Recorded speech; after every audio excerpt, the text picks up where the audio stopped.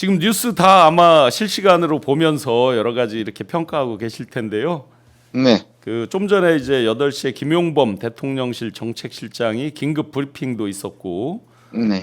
전체적으로 지금 각 언론들이 여러 가지 이제 평가와 그 내용에 대해서 지금 보도를 하고 있습니다. 네. 의원님께서 이번 그 관세 협상에 대해서 한번 총평을 해주신다면 어떻게 평가하시는지요? 네, 뭐 최악은 막았다, 선방했다 정도일 것 같습니다. 네. 어떤 의미에서 최악을 막았다라고 평가하시는지요?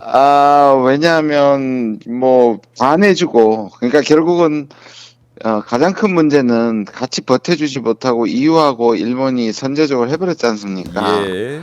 그렇게 되면 그게 기준점이 되었고, 네네. 그러면 그 기준점 중에 하나가 투자를 늘리면서 15%가 일종의 마지노선이 되어버렸습니다. 미국 쪽에서는. 이게 예, 10%까지 내려갈 수 있었는데 영국도 10%를 했고요. 그러니까 10%는 보편관세거든요. 그러니까 지금 상호관세 5% 정도가 드는 게 일종의 뉴노멀이 돼버려가지고 네네. 그 부분, 그다음에 자동차도 이제 우리가 이들 국가와 경쟁을 하니까 15%. 이건 확보해야 되는 거였는데 네. 결국에 문제는 얼마나 내줄 거냐였지 않습니까? 네. 근데 거기에서 우리가 가지고 있는 조선까지 합치면 좀 다소 많긴 합니다. 3,500 경제 규모에 비하면. 예, 예. 그리고 원래 우리한테 요구했던 게 2,500불로 알고 있습니다. 그걸 깎으려 하다가 오히려 더 많아진 건 맞는데 농산물 이쪽도 막았고, 예, 이런 것들이 뭐 우리가 조금 더 낮게 받지는 못했지만 그래서 선방했다, 최악은 막았다, 이렇게 볼 수 있을 것 같습니다.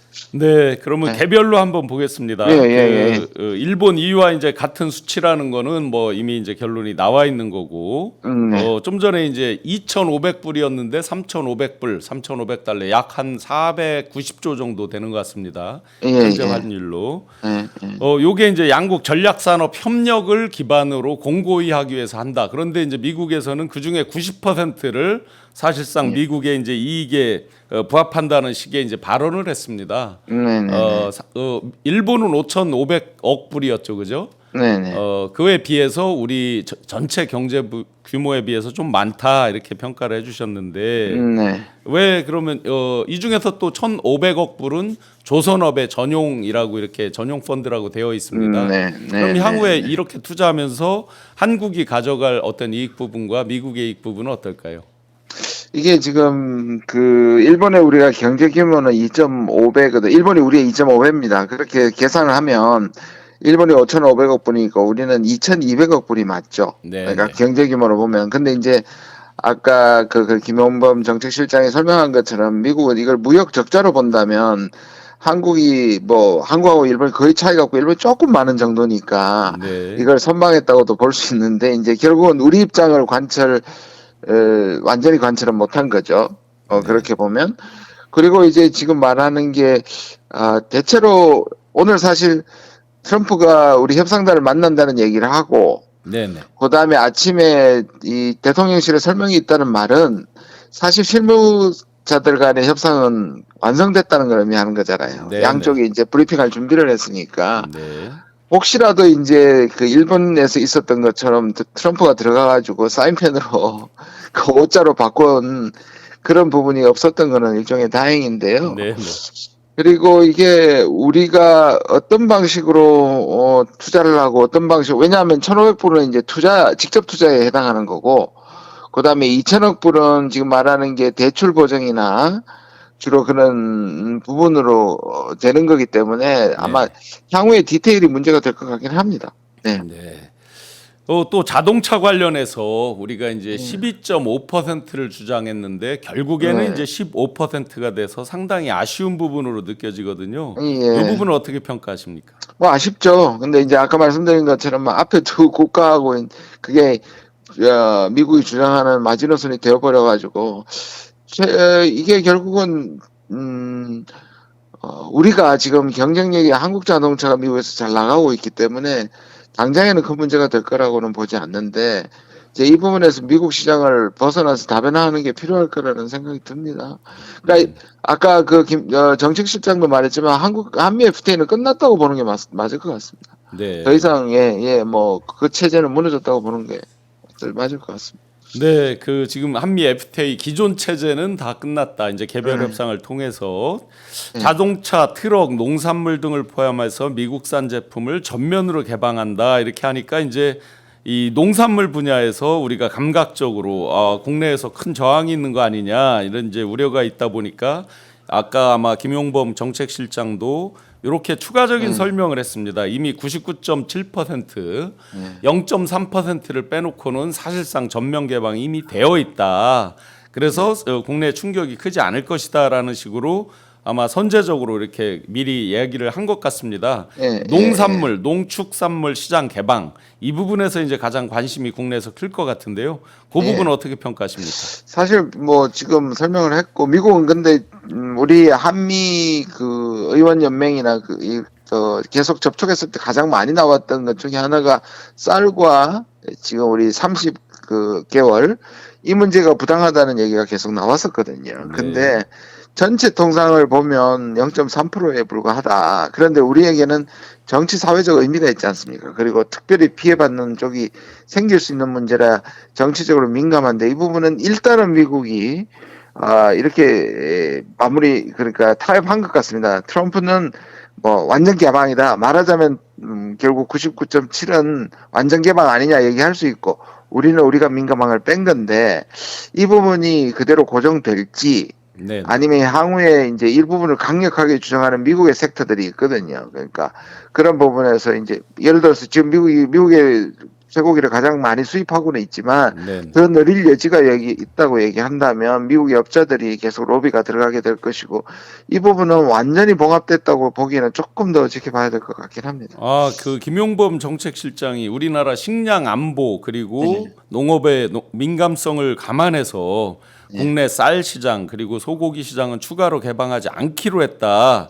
이렇게 이제 설명까지 했는데 지금 의원님 말씀은 좀 더 추가적으로 또 지켜봐야 될 여지가 있다라는 말씀으로 제가 이해가 됐거든요. 예, 그럴 가능성이 없었으면 좋겠는데요. 이게 워낙에 또 미국은 계속 타겟을 옮기고 바꾸지 않습니까? 숫자도 계속 바꾸고 적극적이 이런 걸 보면 완전히 안심할 수는 없다는 생각은 좀 듭니다. 네.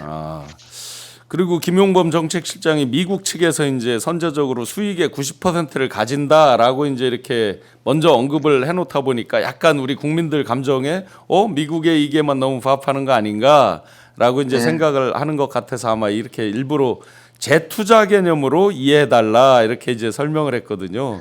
이 부분을 어떻게 해석을 해야 될까요? 지금 트럼프를 상대로 한다는 자체가 모든 규칙과 약속 같은 것들 다 뒤집어지고 있으니까요.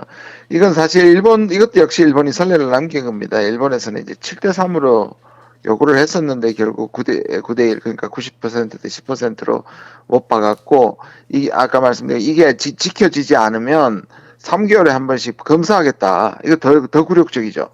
일본은 제대로 하지 않느냐를 보면 3개월마다 한 번씩 해서 안 될 경우 미국이 만족하지 않을 경우 25%로 다시 돌아간다. 이 얘기까지 하고 있거든요. 네. 반도체나 의약품 관세도 앞으로 불리하지 않게 대우를 받을 것이다 이렇게 이제 이야기를 하고 있습니다. 반도체나 의약품 관세 이 부분은 또 어떻게 보십니까? 우리가 지금은 그렇게 얘기를 하고 있는데 이건 역시 왜냐하면 이 품목관세라는 게 미국 월가에서 얘기하는 것은 사실 상호관세는 협상용이고 알루미늄, 철강, 자동차, 반도체 이런 것들은 품목관세지 않습니까? 이쪽에 훨씬 더 트럼프가 집중하고 있다면 저는 이것도 그렇게 쉬운 협상은 안 될 것 같습니다. 이것도 미국이 상당한 압박을 할 것 같고 언지를 받았다고 하더라도 우리가 트럼프의 협상 방식이 이번 건은 이미 됐고 그 다음에 다른 부분에서 결국 미국이 이익이 될 수 있는 방향으로 한다면 지금 두 번째 우리가 지금 과제가 바로 이 부분이고 또 더 나아가가지고 지금 이제 한미 정상회담을 하면 이번에 빠졌던 게 방위비 분담금하고 국방비 문제도 있거든요. 그러니까 지금 끝난 게 아니다. 대통령도 말씀을 하셨습니다. 한 고비는 넘긴 건 맞는데 계속되는 공세가 있을 것 같습니다.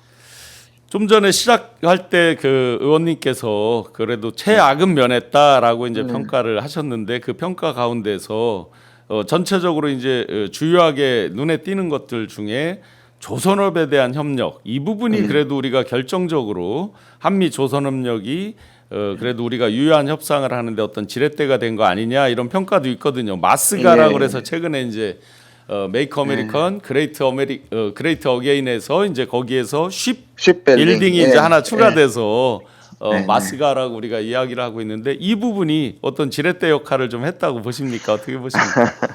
저 뭐 내부인은 모르겠습니다만은 하여튼 그 말을 만들었는데 엄청 고심했다는 거는 네. 네, 느낄 수가 있을 것 같고요. 근데 어떻게 보면 이것도 참 왜냐하면 미국이 지금 애가 타는 상황이거든요. 미국의 조선은 완전히 그냥 망가졌다고 볼 정도의 수준이거든요. 예, 그런 면에서 우리가 상당한 레버리지를 갖고 있는 거라서 저는 뭐 1,500억 불이 우리한테 얼마나 유리하며 또 그다음에 이게 왜냐하면 미국한테 우리는 하드웨어 쪽에서는 우리가 훨씬 더 뛰어나지만 소프트웨어나 미국이 만드는 전략함이라든지 이런 것들에 대한 기술 이전이 얼마나 될지 이건 결국 악마는 디테일이 있을 것 같습니다. 네. 엊그제 다른 의원님들께서 이제 출연하셨을 때 미국의 이제 조선업 이런 쪽에서 우리에게 발주할 것이 많을 것 같다라는 이제 전망도 해주셨거든요. 그래서 네네. 어느 정도 지렛대가 되지 않았을까라고 저는 개인적으로는 그런 기대가 있습니다. 예, 그렇게 됐으면 좋겠는데, 이게 네네. 지금, 미국에서는 우리 기술을 결국, 다 가져가거나 또는 시설을 설비지 않습니다. 미국이 지금 큰 배를 만들 만한 설비를 가진 조선사가 하나도 없습니다. 네네. 그러니까 결국 가서 설비를 짓고, 그 다음에 이 도크를 다 만들어야 되는데, 네. 그럼 그런 것들만 주고, 실질적으로 우리가 이 핵심적인 기술이라든지 향후에 그런 것들을 보장받지 못하면 이건 역시도 향후에 우리한테는 불리하게 작동을 할 수 있습니다. 네. 이제 트럼프 대통령이 직접 본인이 이제 소셜 미디어에 밝혔습니다. 2주 후에 백악관에서 이재명 대통령과 한미 정상회담을 한다. 예. 지금 이제 큰 틀의 협상 내용이 나온 것이고 이제 정상회담을 할 때 아마 구체적인 세부적인 내용들에 대한 이야기들이 또 있을 것 같은데요. 주로 어떤 내용이 주로 정상회담에서 논의될 것으로 기대가 되는지요? 일단 통상은 뭐 말은 정상회담에서 한다 그러지만 사실 지금부터 2주 사이에 디테일이 잡히겠죠. 그래서 오히려 공동성명에서는 통상 문제는 그 사이 실제적인 협상이 있고 정상회담에서 좀 더 구체적인 안이 나오겠죠. 타협안이 나올 것 같고요.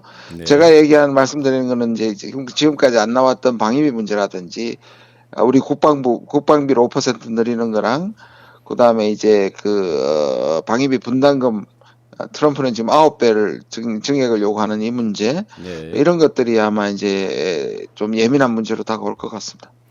이재명 대통령이 이제 페이스북에 직접 입장을 밝혔습니다. 상대가 있는 게임이라 항상 어려운 게임이다. 우리의 이익만 고집할 수도 없고 그래서 이번에 이제 가장 중점을 둔 것이 제조업 재건이라고 하는 미국의 이해 그리고 미국 시장에서 우리 기업들의 경쟁력 확대 양측에 이제 서로 이익을 놓고 우리의 의지가 맞닿은 결과다 이렇게 이제 평가를 해주셨거든요.